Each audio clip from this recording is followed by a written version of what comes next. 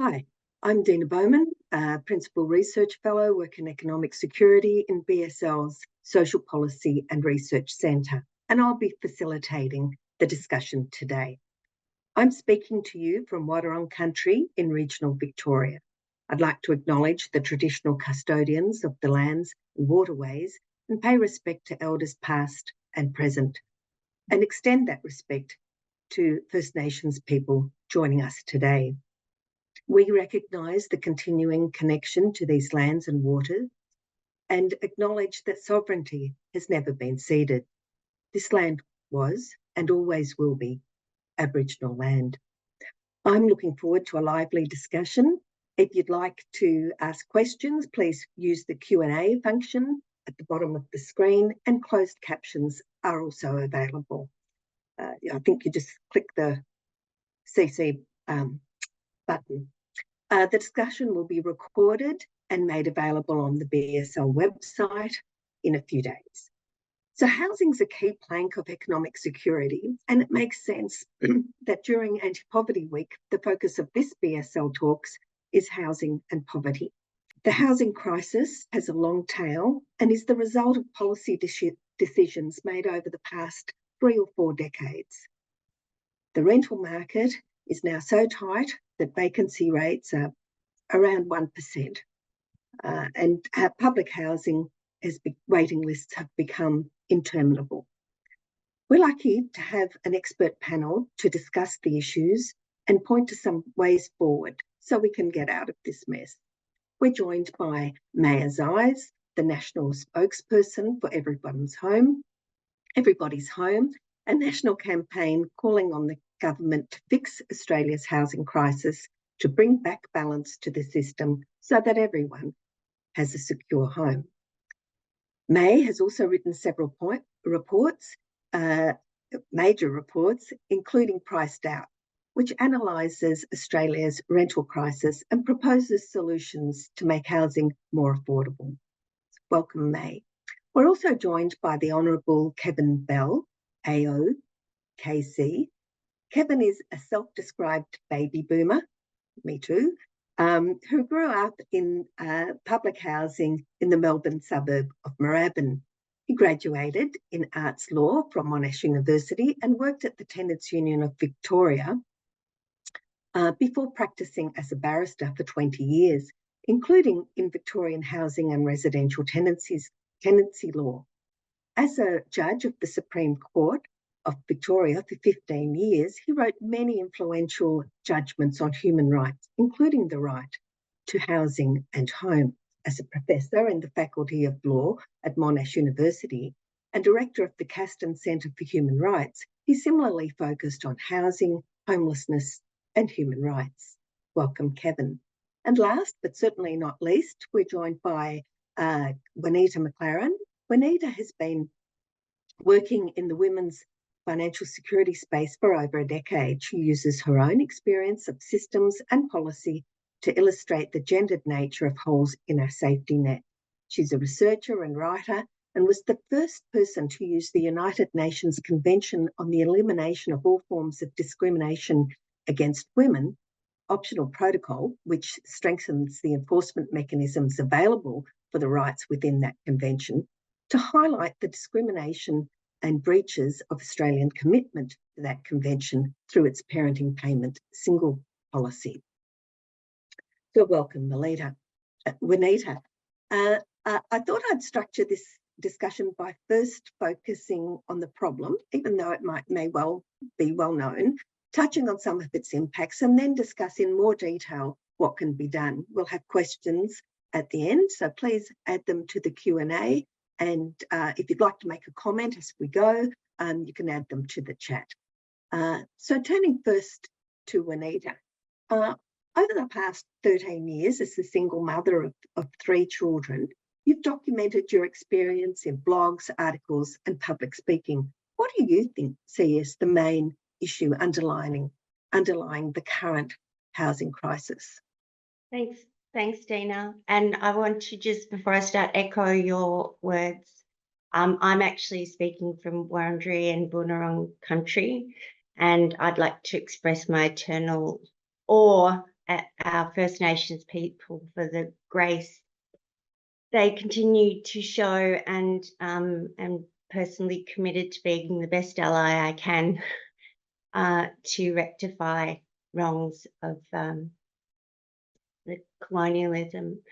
So my lens is as a single parent, but it's also as a woman who's 51 now, so moving into that special space. But in general, regardless of being in these two demographics, I think the biggest issue is obviously the cost of housing, whether it's rental or purchasing. You know, the federal and state government has shifted the housing model to of individual investment to deal with housing rather than actually building houses. So where in the public space we would consider education and health to be, you know, for the community, housing does not sit under this human rights anymore, according to different policies that we're experiencing.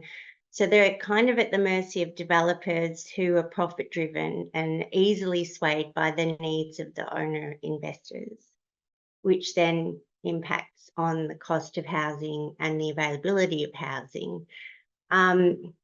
We have over 100,000 vacant houses in Melbourne, 100,000 that are being just sat on so that people can take advantage of the tax benefits from that.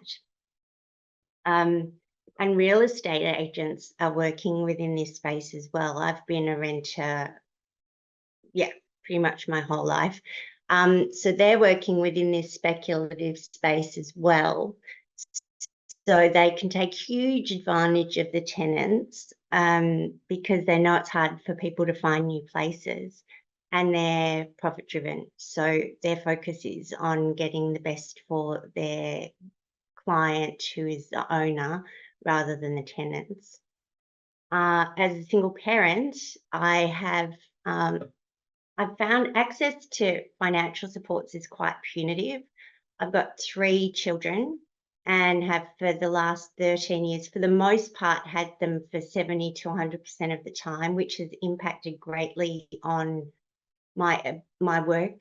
I've been in the gig economy that entire time, because when I stop working, I don't have any savings because I've been making up for when I wasn't working. So for example, I've kind of worked it out that for every 3 months that I'm on New Start, if I have to go on New Start, it takes me 6 months to make it up financially when I start working again.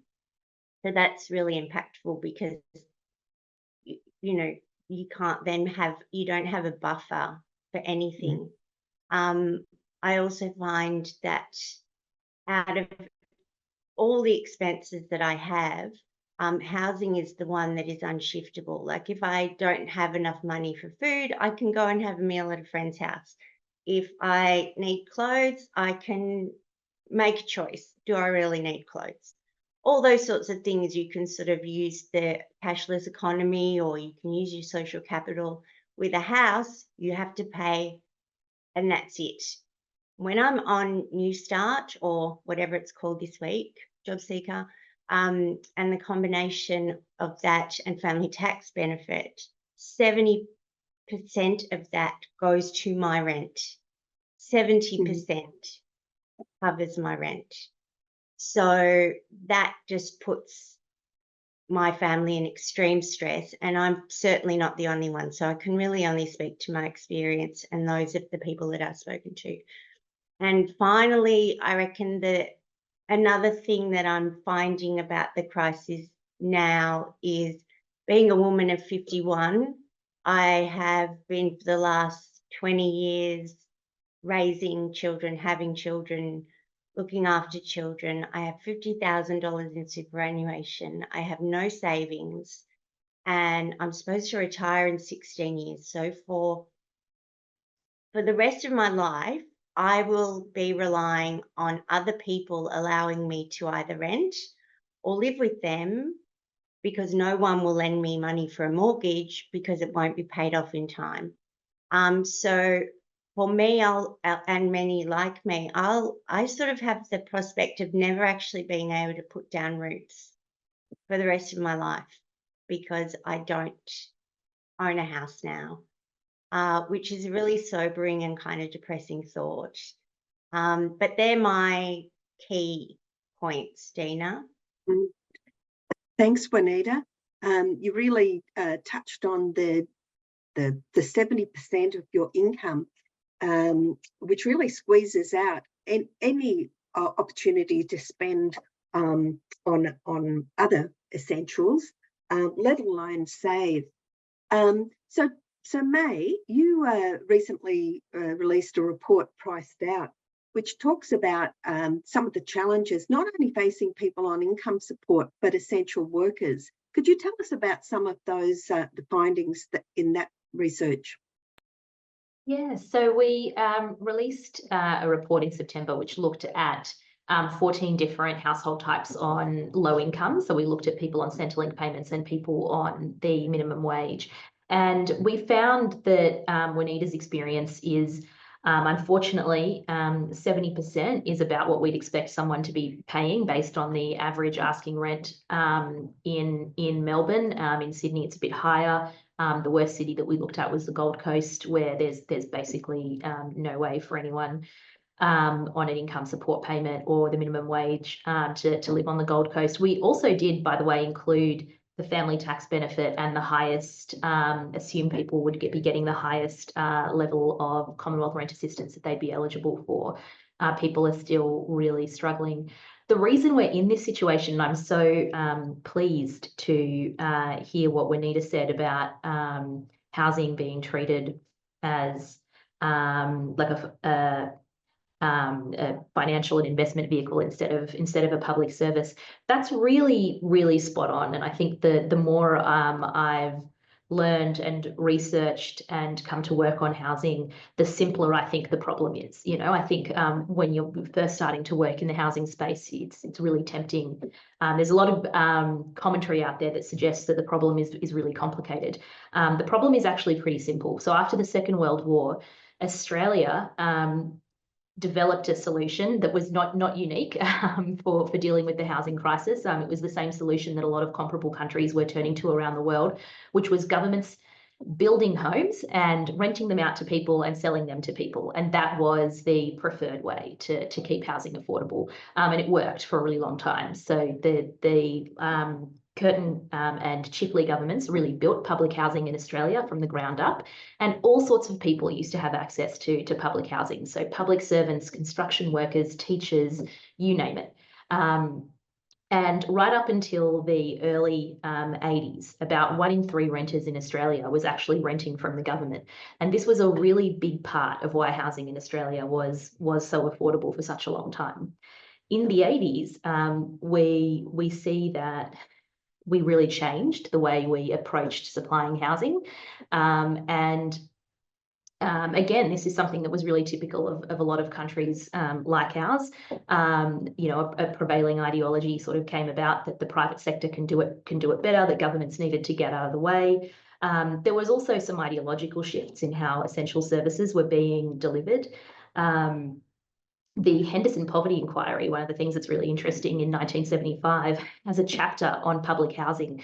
And it's all about the problem of how poorly targeted public housing is. This was really regarded as a problem. I mean, Henderson has an amazing legacy. I don't need to tell anyone at the Brotherhood of St. Laurence about that. He's a real giant of kind of anti-poverty and social security work. But he has quite a mixed legacy in housing, and it was regarded as a real problem that only about 1 in 3 people living in public housing was not working and was in poverty. That a lot of working people are in public housing, and this is a bad thing. They should be in private tenancies. So from the 80s onwards, we start to see all of the levers. The government levers really move away from providing housing directly and really move towards incentivising private investors to deliver housing. And then in the late 90s and early 2000s, we start to see these policy levers focus on small time, what we call kind of hobby landlords. We're very reliant on these hobby landlords in Australia to deliver housing. So there are some aspects of the housing story in Australia that are going pretty well. Supply, I know it's actually not a fashionable thing to say. The supply story in Australia is actually a pretty good story. Supply has been going up for a really long time. Supply per person, the number of dwellings per person, actually gets better at every single census. We've never had more homes per person than we have now. In the last 10 years, we've built more properties, more homes, I should say, sorry, like outstripping population growth, outstripping immigration. You would think housing should be cheaper than ever if supply was the only answer. But what we're seeing is that the homes that we have are more unfairly distributed than we've ever been. So that's my take on why we are where we are. Thanks, Maiy. And in sort of preparing for this discussion, I was reading a piece by Patrick Troy, public housing researcher, and he was talking about post-war investment in public housing and then how it declined. And it was really taken by a statement that he cites from the Commonwealth Housing Commission in 1944. And he said, that statement said, "We consider that a dwelling of good standard and equipment is not only the need, but the right of every citizen. Whether the dwelling is to be rented or purchased, no tenant or purchaser should be exploited for excessive profit." So there's been a real shift, and he traces some of that in his paper through to the 2000s. But I'm wondering, Kevin, how did we move so far away from the understanding of housing as a need and a right? We've moved so far away from the idea that housing is a need and a right because it's been replaced with something else. And that something else is the idea that housing is to be treated first and foremost as an asset class through which individuals can accumulate wealth by means of investment. And in that respect, I'm in total agreement with what has already been said by Juanita and Maiy. And I want to associate myself with everything that they have said. I'm a person who was born in 1954 and grew up in precisely the circumstances to which Maiy has referred. My father was a mid-level public servant at most, earning only an ordinary wage, and my mother was a factory worker. I'm the oldest of 8 children. We were eligible for public housing, first renting it and then buying it. And everything that I've achieved in my life, I consider to be directly connected with government policy then, which treated housing as a social right, in essence. Now, you've read the oft-cited statement by the chair of the Commonwealth Housing Commission, established in 1944, which refers to housing being a right. That was a remarkable thing to be said then, because it was 4 or so years before the Declaration on Universal Human Rights was made by the United Nations. So Australia was well ahead of the international movement at that stage. But unfortunately, that right is not in Australian law. It's not in our constitution. It's not in legislation, and so the idea of right being a fundamental, housing being a fundamental value, is something that really should be above politics and the definite responsibility of all governments, was only a policy idea. And so once Menzies got in 1949, he shifted away from that towards the idea that housing was principally something that to be achieved by way of ownership. And he called the direction of housing policy as a policy aimed at creating little capitalists. And he used this expression in his public speaking. And then over time, as Maiy, I think, has eloquently described, investment law, taxation law, concessional practices by the government encouraged it even more. So that we've got to the stage now where systemically the system is based on a fundamentally different idea to what it was in the immediate post-war period. And I would say that the system problem, which is easily named, as Maiy has done, has been as being that the system is directed towards not realising housing as a need or as a right, but rather towards the economic end of an investment, absolutely permeates the entire system. Now, what that really means is that our central problem is one of values, because this value is producing every part of the system, which is what is causing inequality, what is causing poverty. I'm very moved by what Juanita has shared with us today, and I congratulate her on her bravery.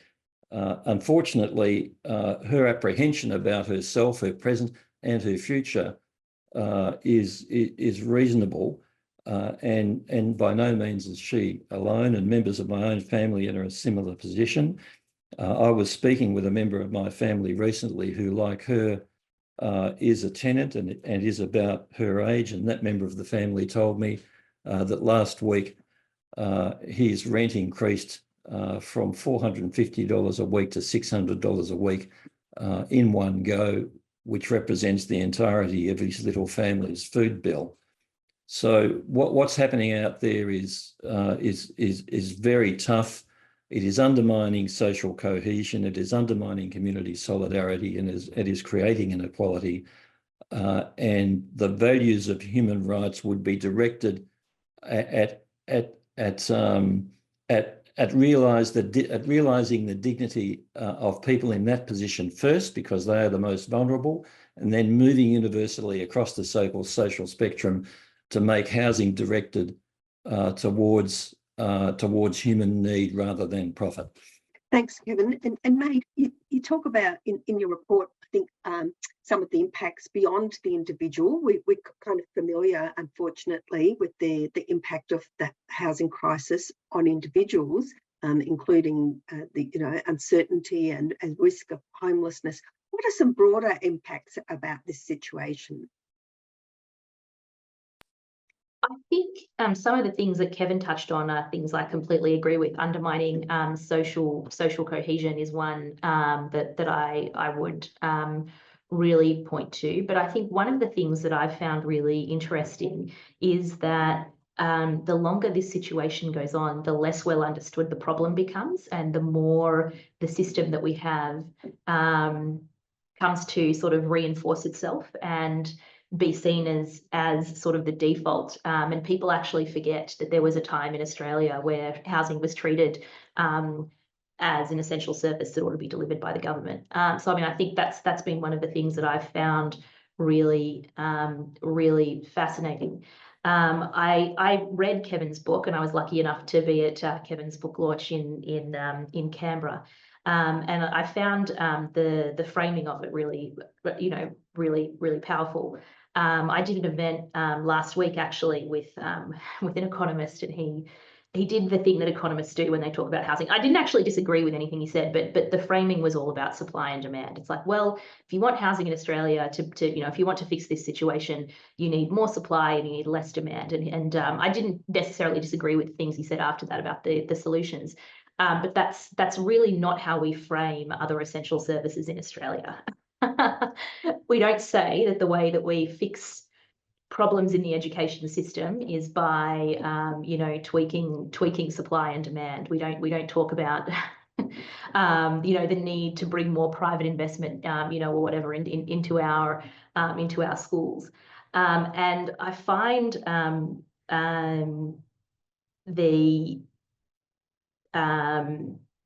manifestations of the problem, or things that I would see as symptoms of the problem, often get confused with the causes. So the vacant properties come up a lot.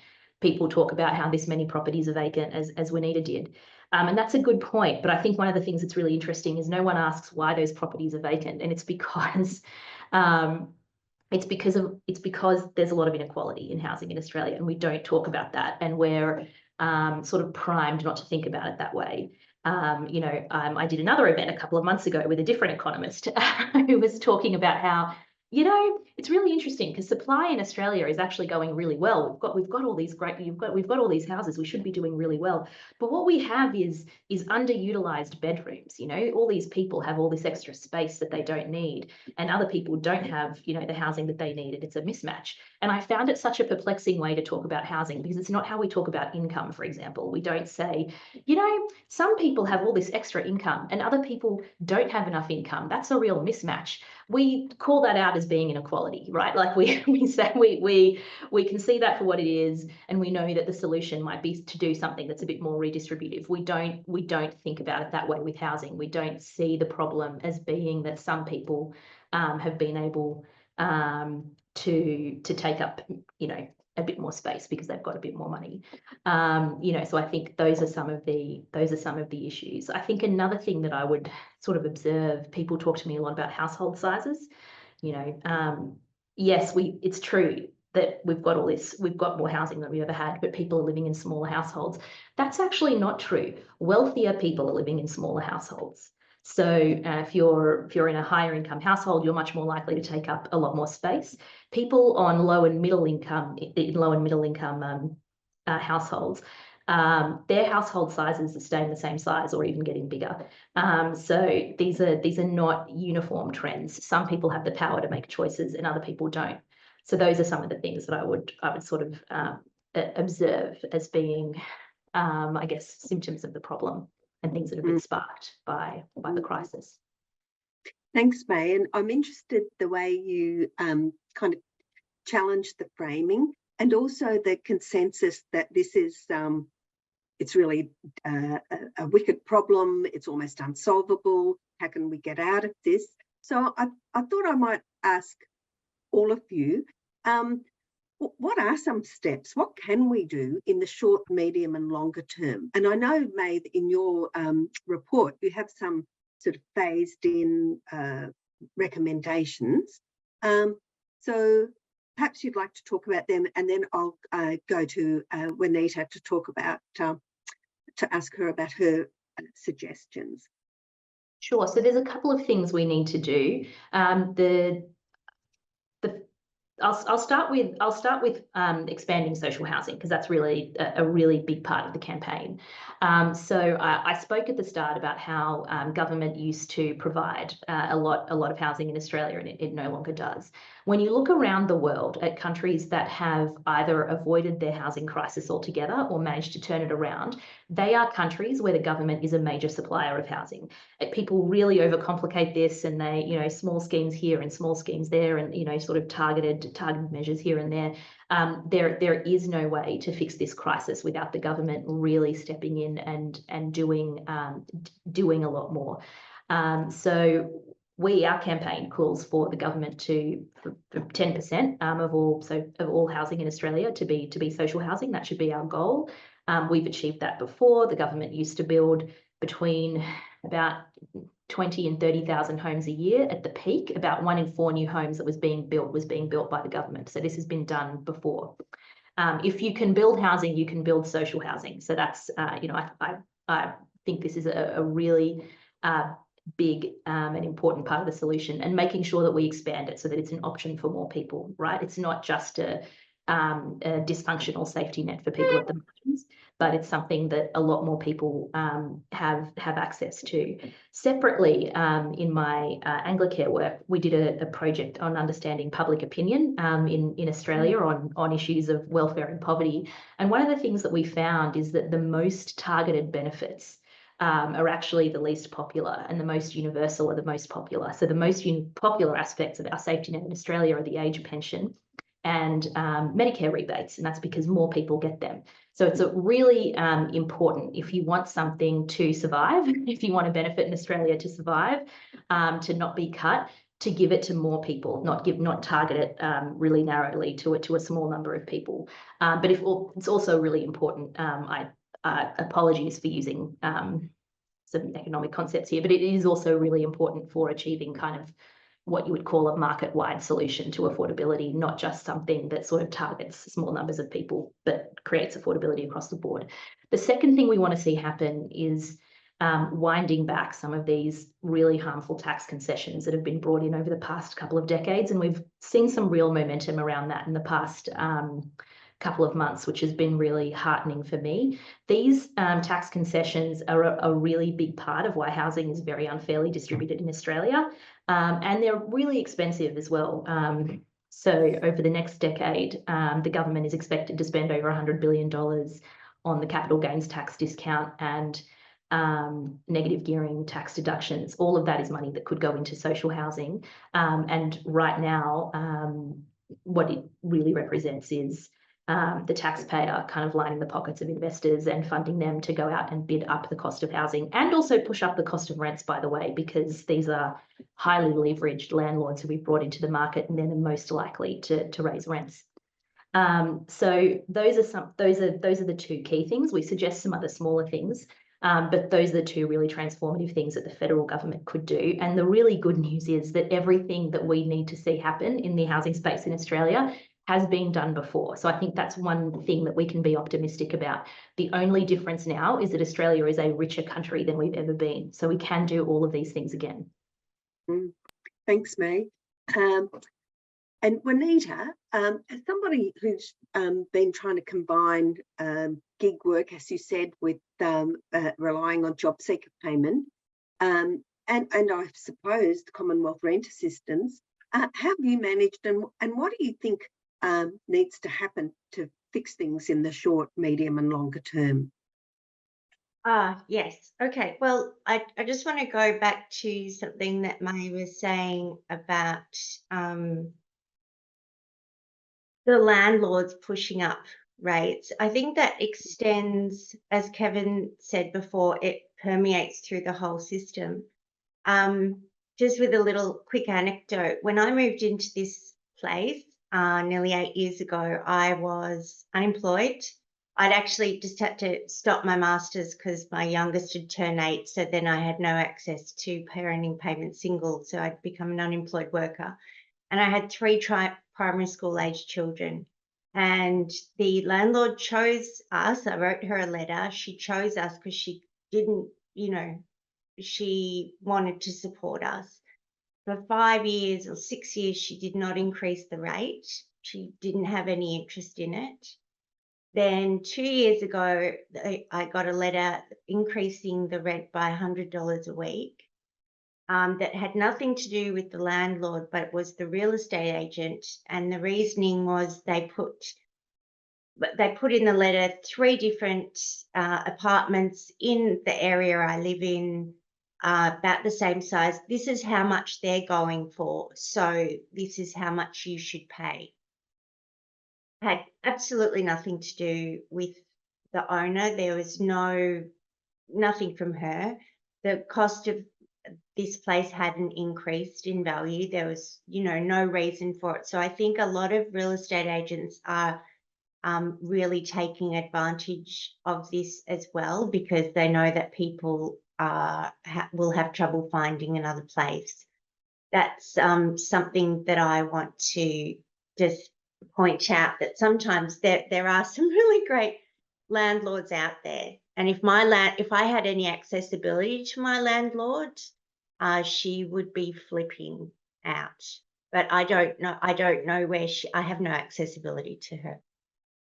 Insofar as income supports and things like that, you simply can't raise the amount that is on offer. Like, I can't say, oh, I'd like a bit more because of this, or, they've got their formulas, they key in things. So generally, I have always got pretty much the highest rate of family tax benefit that I could, around between $700 and $800 a fortnight, because I had the 3 kids. What I will say, and I only discovered this a month ago, when on the 13th divorce anniversary of me being a single parent, I rang child support and said, I don't want child support from him anymore. It had gone up to the enormous rate of $64 a fortnight, which was one of the highest rates I've received in 13 years. And I said, every time I get that monthly update, it's like you're unpicking a scab. I'm trying to move on with my life. It's a disgusting amount. I have a 15-year-old living with a disability who hasn't been to school since October last year. The expenses I have are enormous. I do not want that money. Okay, so this was it was an emotional thing, not a, and they really discouraged me from stopping it because they said it'll impact on your family tax benefit. And I said, well, why is that? Why would it? And they said, well, you obviously, if you don't want money from him, you don't want money from us. And I said, no, I need the money. I just don't want his money because it impacts, even after 13 years, it's impacting on my mental health. That amount anyway, doesn't matter. So they really discouraged me, and I said, no, I need to rip off the Band-Aid. I just don't want it anymore. I've seen this man 4 times in the last 10 years. Like, I don't even know this person. So in doing so, overnight, my family tax benefit went from $700 a fortnight down to $280 a fortnight because I delinked it from child support. And in doing so, it eliminated entirely my rental assistance, entirely. And when I rang them to, when I rang them to say, why is it such an enormous difference? The response that I got after a lot of pushing, because I've done a lot of work in the child support space, was that the child support that I was getting was offsetting the debt that I was creating from getting family tax benefit, which is actually the weirdest explanation I've ever heard. But I think delinking child support from income supports is a must. There are over 1 million single parent families in Australia now. So this impacts on so many people, and particularly for women who are trying to escape family violence. I wasn't, I'm lucky, and wanting to disconnect from that person. We need more support for that. And also, I just think we need to, in the short term, we also need to start taxing unearned incomes more than we tax earned incomes, such as big, giant housing portfolios. That's it. That's my short, long answer. Yeah.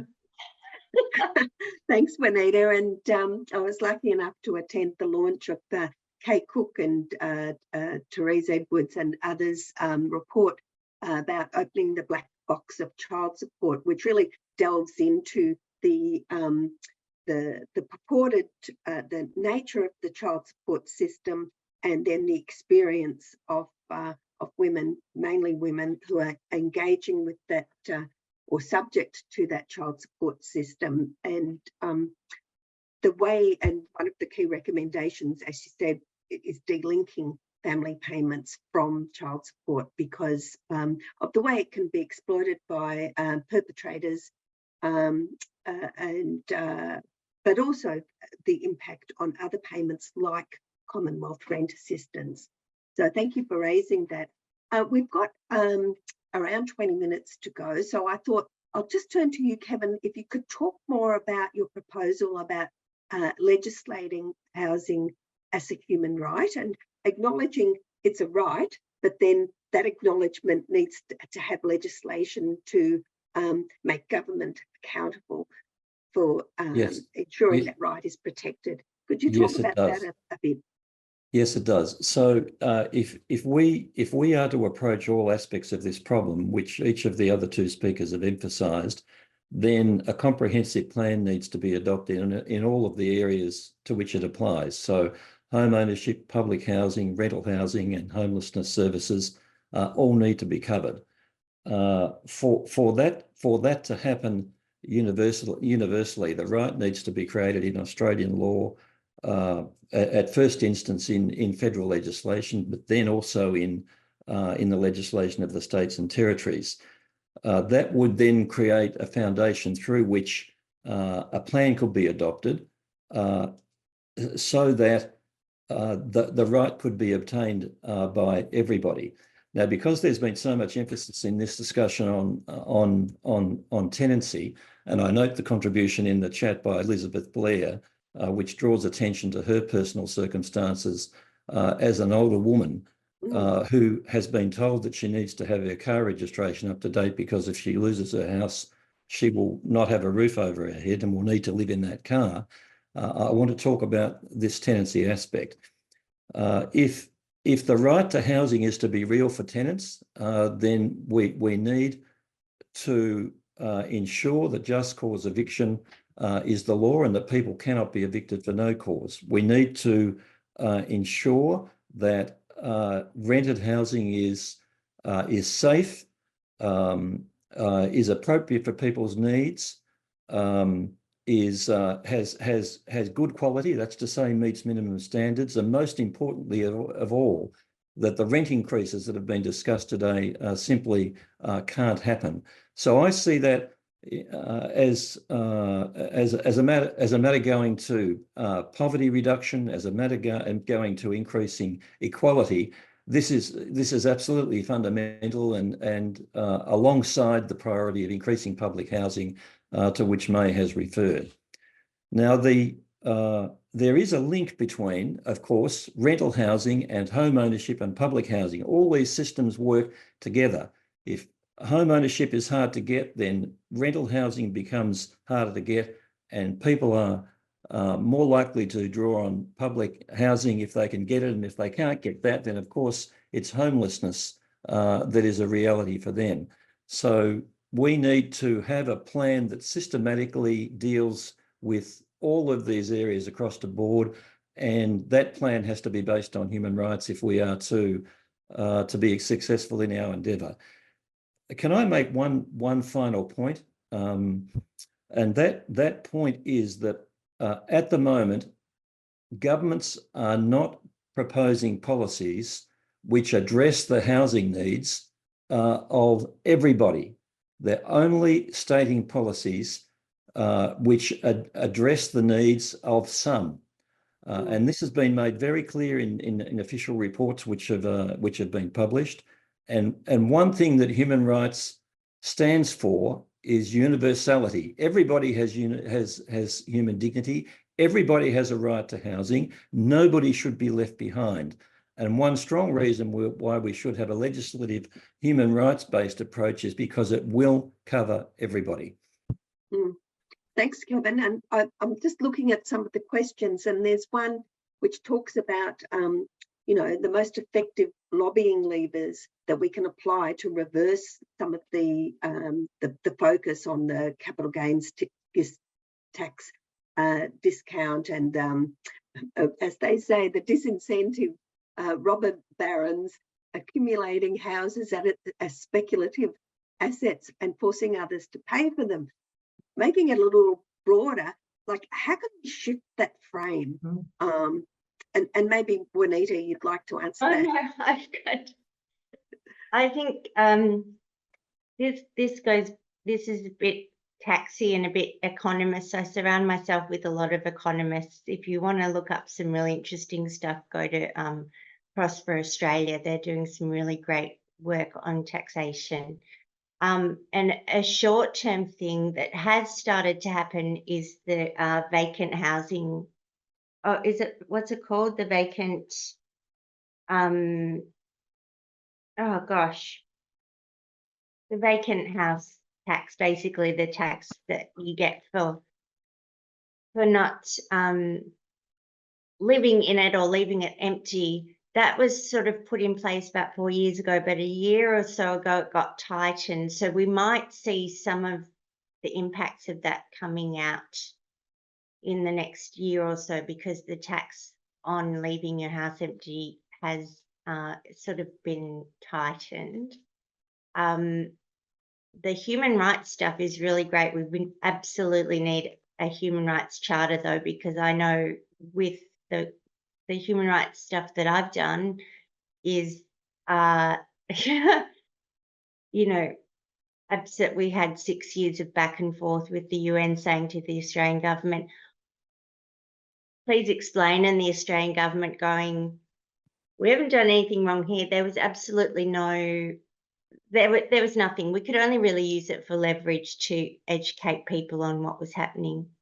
And another, just one final thing about the rental space. It costs about $5,000 to move house in Victoria. By the time you put up your bond and you put up your first month's rent, when people are not working and not able to have a buffer or create any kind of saving, that amount is absolutely impossible. The last time I moved here, my friends had to do a GoFundMe to cover the whole thing because I did not have even the money to move. And for anyone who says just move where it's cheaper, they're not looking at social capital of where your children or you are growing up, and how that social capital actually keeps you afloat. And B, most people can't afford to move anywhere because the cost of the move, especially if you try to get your landlord to or your real estate agent to give your whole bond back. Good luck with that one. My last one tried to get $13,000 out of me for a house that was built in 1924. So that's another thing. We can't just say just move where it's cheaper, because it's actually not possible for so many people because there's no buffer. Income support doesn't give you money to put under your mattress. And it's very covers each day. Yeah, thanks, Juanita. And it's very common, unfortunately, as Kevin mentioned, that people talk about keeping their car. Their plan is to have a car in case they lose the house. At least they'll have somewhere. But how do we shift the frame? We know what the problems are. Everyone's you read the papers, it's in the media, the challenge of older women, young people, the rise of homelessness. You just have to go to Melbourne and walk down the inner city Melbourne and it's in your face. So how do we shift politically the frame, Maiy? Yeah, I think it is the question, and that's really why our campaign exists, Everybody's Home, to try and shift this dynamic. One of the things that I find very frustrating is this perception that these solutions are unpopular. Actually, social housing is the most popular solution that every mainstream polling company that has polled on solutions has found far more popular than first home buyer grants, which I think there is a growing realization that people might benefit from them individually, but it's harming, sort of pushing up costs for everybody. But actually, tax reform is pretty popular. So the Guardian Essential poll has been conducted on this issue 4 times in the last 18 months, and they find every single time that there is either majority support or near majority support. Galaxy have done a poll, Redbridge have done multiple polls. Every newspaper has polled on this issue pretty, consistently in the last couple of years, and the results have been very consistent. People either support it or are open to it, and the number of people who oppose it are about 1 in 5, very consistently in all of these polls. So I think one of the things that's really we all need to be really aware of is that this debate is being dominated by minority interests. I think, and it's not because the solutions aren't popular, it's because the status quo is supported by a small number of people who are loud and who are organised. And who work together collectively in a way that renters and people who want affordable housing for themselves don't work and don't organise. You know, renters are just not a constituency that politicians have had to be afraid of until now. I do think that's changing, you know, but it's changing a lot, and it's changing quickly, and that's really good. But I think that really is the key. So in the 2019 election, we saw that interests representing kind of the property sector, hobby landlords, or even bigger landlords. You know, they're pretty powerful, and they made themselves heard in the 2019 campaign, and they were able to, I think, write the history of what happened in that election in a way that is maybe not entirely accurate. And I think the key for us now is to build a constituency around people who actually want to live in homes that they can afford. Mm. So, Kevin, and as a human right, how can we make that argument more popular, I suppose, that housing is a human right and the importance of legislating for that? Because everybody is one personal emergency away from homelessness. And if you don't believe that, do a bit of surfing on the internet and put in business breakdown and homelessness, bankruptcy and homelessness, older persons and homelessness. Virtually everybody in Australia, directly or indirectly, has an experience of housing unaffordability of the kind being discussed here. They may not have an experience directly of homelessness, but they've got eyes to see when they walk along the street. So that we certainly need to build a social consensus that the system needs to be changed. Now, one thing that we need to do, which we have not done in this seminar, is to fall into the trap of reproducing the problem in the way that we think and talk about it.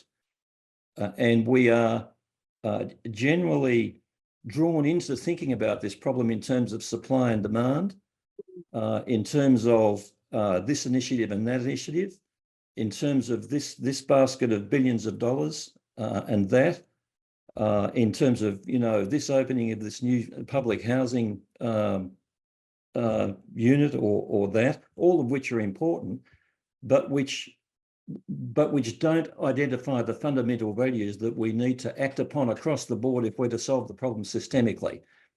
So I'm contending that we need to have a values discussion, that we need to choose dignity over profit, and that we need to implement that and not just talk about it. Now, on that last point, I have seen very often human rights being noted, and this is a good thing, but I see seldom discussion about what's needed to make government accountable for implementing human rights, and that's a wholly different thing. Now, government clearly doesn't want to do that, and I believe the reason it doesn't want to do that is because it does not want to be accountable. And one reason it does not want to be accountable is because current efforts are not directed at solving the problem for everybody. They're just directed at amelioration. The kind of things that are being said on the in the Q&A and on the chat and by speakers today indicate that the problem is disastrous. You know, Juanita's story is totally unacceptable. No person in her position should have to confront that kind of personal, economic and housing insecurity. It is completely unacceptable. It is a breach of her human rights, clearly. And for her to be going into this part of her life from that position of insecurity is just unacceptable. And I absolutely applaud Juanita for bringing this perspective to the discussion, and the resilience and the intelligence that she's shown in what she said today, I think is absolutely inspirational. But there are others who've communicated online to the same effect. So we need to talk about values, about people, about dignity and about rights, and shift this frame of reference from the economic domination which we currently see. Thanks, Kevin. Just looking at some of the other questions, sometimes in the political debate, they're scapegoats. So there's an emphasis on the issue around migration, and that there should be a curb on migration. What are your thoughts on that kind of proposition? Perhaps Maiy. Yeah, the housing debate in general is really full of a lot of distractions, just in general, overall, I would say. You know, immigration is a really good example. Supply has totally outstripped immigration. And when migrants come to Australia, they're actually much more likely to join existing households. And their particular focus on students has been really interesting as well, because international students are like 4% of, 4% of renters, and overwhelmingly they rent student housing, which doesn't count towards our it doesn't count towards total dwelling numbers. It's a dedicated housing supply that only students can access. They're not competing with regular renters. So it's just entirely a debate that's been manufactured to create the impression that governments are doing something because they don't want to do the things that are actually necessary. I mean, I hate to sound cynical about it, but it's true. And I mean, I've said a few spicy things about supply, but I feel very similarly about the debate around supply. To be perfectly clear, I don't think it's bad to build more, and I don't think it's a bad thing to densify our cities. I think that's a fine and good thing, and I think some of the people who are pushing those arguments have the right ideas about how cities can grow in a way that's more sustainable. But I think what they're really wrong about is the role of the private sector. And they're really, I think, playing into a frame that's very useful for governments, because in this version of the story, all they need to do is make it possible for the private sector to build more. And if the private sector doesn't build more, all the federal government needs to do is blame other levels of government. It's been really disheartening, actually, over the past couple of years to see people who are currently in government who, before 2019, believed that all of the levers around affordability and fairness in housing were with the federal government, now saying that it's actually all with local government, and that the solution is entirely around private supply and making it easier for developers to build the things they want to build. So I think that debate's also a bit of a distraction. Yeah, thanks, Maiy. And unfortunately, we've run out of time. It's been a great discussion. One of the comments talked about basically what we need is to live in a society, not an economy. So there's some reframing we need to do, particularly, and I suppose it's the public debate that we need to reframe so that the political debate can then be reframed too. So thanks so much, everyone, for participating. If you'd like to stay up to date with the upcoming BSL Talk events, you can subscribe, and it's in the chat, and follow us on social media.